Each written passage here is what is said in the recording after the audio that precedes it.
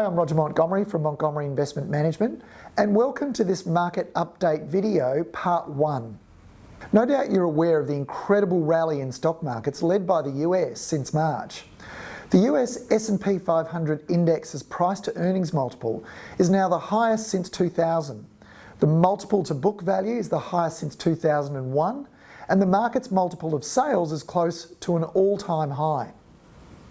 Now, much of this rally has been driven by gains in just 5 giant technology companies: Facebook, Apple, Amazon, Microsoft, and Google. In the absence of these 5 companies, the S&P 500 would actually be down about 5% so far this calendar year. Investors have, quite simply, been willing to pay a lot more for each dollar of earnings that these companies generate. In fact, they now comprise 25% of the S&P 500 index's market capitalisation. Apple's market capitalisation alone is roughly the same as the market capitalisation of the entire Russell 2000 index. Over the last 6 years, while the famous Five's profits have increased by about $80 billion, their market values increased by more than $4.4 trillion, a multiple of over 55 times. But perhaps these tech titans aren't that expensive. One argument is that their quality and prospects justifies their current popularity and prices.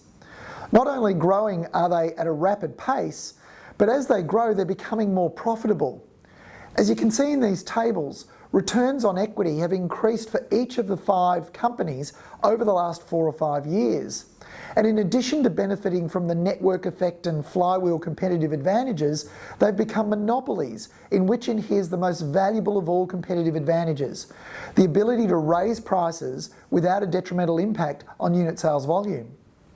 In a world of declining real rates of return, such pricing power and growth is scarce, and it's certainly highly prized by investors. No wonder they're chasing these companies.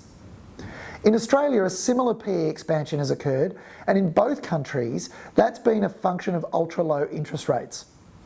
Now, let me explain how interest rates work to raise prices or to determine whether the market is expensive or cheap. The transmission mechanism works like this.